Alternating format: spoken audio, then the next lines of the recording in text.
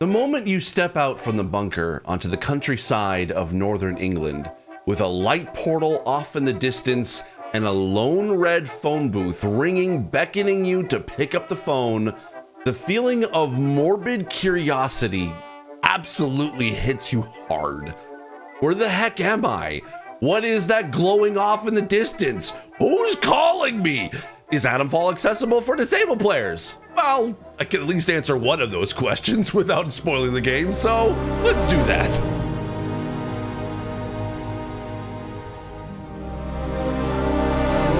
I'm Steve Saylor, I'm blind, and I play video games. To find out how and what I can see when playing games, check out the video here or in the description below. Atomfall has been on my radar for several months now, with its recent blog post listing the accessibility settings it will have and even won't have for launch. That and the description I've been hearing of this game being a Fallout type game in England intrigued me. Boy, was I surprised on both when I started up this game. Let's start with the general gameplay and then get into the accessibility. The description of this game being an English Fallout, while yes, the post-nuclear Fallout story has been familiar to gamers for years now, that is a great jumping on point. But the game is more than that. It's a mystery story that you get to explore yourself at your own pace and direction while being very British in tone and nature. Set in an alternate 1960s in northern England at the Wilshire nuclear power plant, which at the time was the worst nuclear disaster in history, now in this story has irradiated the entire landscape, turning it into a wasteland where the survivors have to try to survive while also dealing with the military, trying to keep things contained. Outlaws and druid factions live in the forest who can hear voices from the soil, as they say in the game. You play as an unnamed guy who has just emerged from a bunker with no idea what's going on, and you have to solve the mystery of what happened while trying to survive.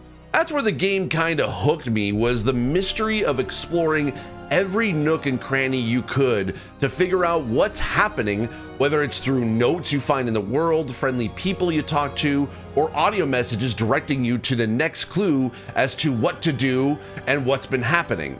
Similar to games like Elden Ring or Breath of the Wild, the game just kind of pushes you into exploring the map on your own with secrets around almost every corner, both good and scary. I'm still early on in the game, so I don't know how the mystery ends, but there's enough environmental storytelling and gameplay that intrigues me to keep exploring. Also, the survivor type gameplay, where each piece of scrap, cloth, and alcohol you pick up can be crafted into makeshift bandages, grenades, potions, and more, scratches that survival itch of trying to keep your backpack with the essentials, but making sure you have enough room or crafting elements just in case you find that next valuable resource. The game is intriguing me enough to keep playing, and while on the surface the do-it-yourself exploration of the world may seem like it's inaccessible, it is not, and I'll explain why. But first, why don't you explore just below this video and click the like and subscribe buttons to keep this channel growing so that the mighty YouTube algorithm can be able to pick up this game or this video and actually do well. Thanks. All right, let's jump into the accessibility. Like I said, the game surprised me with a ton of accessibility in a lot of ways I was expecting and wasn't expecting. Let's continue the exploration discussion for a bit. So yes, while the recommended difficulty setting does mean the map is a little more open-ended and not a lot of direction, so you have to explore to find clues as to where to go next. There is quite a bit of accessibility though to customize the exploration to your liking. Suppose you prefer to have a bunch of waypoints and a more casual or storytelling-like experience. You can totally do that. And honestly, I don't think that takes away from what the game is doing. You are still encouraged to explore to find clues that lead to where to go next. It just takes the pressure off trying to do that and being scared of what's around each corner. I actually started out with the casual setting, so I had a direction of where to go. Still, then as the game progressed and I felt more confident and more comfortable in my skills, I increased the difficulty a little bit to keep that mystery going. Also, this actually brings up a good point of what I experienced in the accessibility in this game. There is a lot of accessibility that I started off with one setting, but then turned down or tuned up, so I went as I went, which is actually a good thing. Case in point, the default text size, while okay at first, the game allows you to increase the size by 200%. And when I did so, I was like, this is great, such a huge text size, let's try it. And then after playing for a bit, I turned down the size just so I can fit more of the HUD and UI on the screen so I can see more of the UI at a glance. But Steve, you may be asking, why would you turn down the font size? Haven't you always said the text is too small in games? Don't you want it at a large size? Well, let me explain, all right? Often in games, we have to go to the settings and put the slider at 100%, set the HUD to the largest size, or turn on the more extreme settings just to make the game playable for us. It's not ideal, but it's what we have to stick with because the alternative is not playable at all. But I love this game because I can literally tune up or tune down the settings to suit my needs best. If you want the enemies to be less dangerous or more dangerous, the loot or clues to be more plentiful or a real hunt to find, you can adjust that too. If you need to change the subtitles to have backgrounds, text size, navigational arrows, speaker tags, or all of the above, then you can do that. Need to change the controls to how you like and what's more comfortable with you, how you play? Have at it. That's the main takeaway I keep feeling while playing this game. Rarely do we get the option to fine-tune anything in games for accessibility, that it's worth pointing out that when games do, we deserve it and we don't have to settle for what's there. You have agency over your own disability in this game. Now, granted, this doesn't mean the whole game is perfect or fully accessible to all disabled players. There are some gaps, and sadly it's on the blindness spectrum again, in that there are some things missing, like a screen reader and audible or haptic navigational assist. However, I do have to applaud Rebellion for some interesting blind accessibility that I like to see in other games.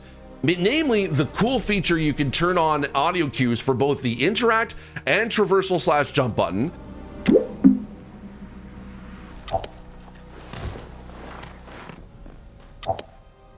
There isn't really any distinction as to the context as to what you are doing, but the good thing is you can still loot and not get stuck behind a table while playing this game. Other audio cues that are really cool is whenever you are in proximity to an enemy or even a friendly person, there is a constant audio sound effect that has directional sound, so you know there is someone nearby.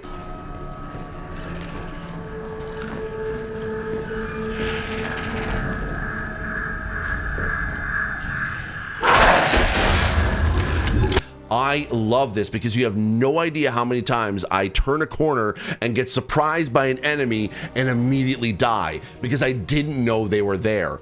Also, combined with that, and you need to use your weapon, there is some cool blind accessibility that I love to see in other FPS games, such as, of course, aim assist, which, believe me, has saved me so many times in games I've lost count. But Atomfall goes beyond that and adopts a feature similar to Sea of Thieves, where you have audio cues to tell you where your gun or combat bow is pointed close to an enemy, and another cue to when you are pointed dead center. That way, a blind person knows they have locked on to an enemy target and can fire, sometimes even getting headshots. What? Yeah, you tell him. Silly fool, don't know what they started. Bloody right. Shit, no.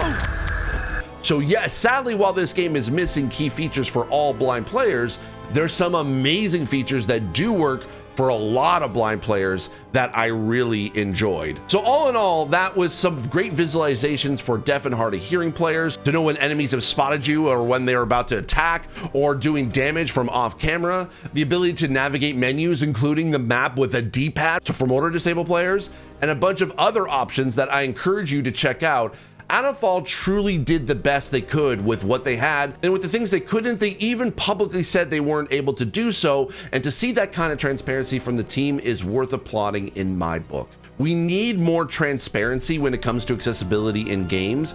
We can't, like, yes, it is disappointing that the game does not have it, but that should not reflect on what the game does have. And just because it is missing that key feature that, yes, granted, myself and a lot of other blind players will absolutely need, and I totally think is valid to be frustrated that this game does not have.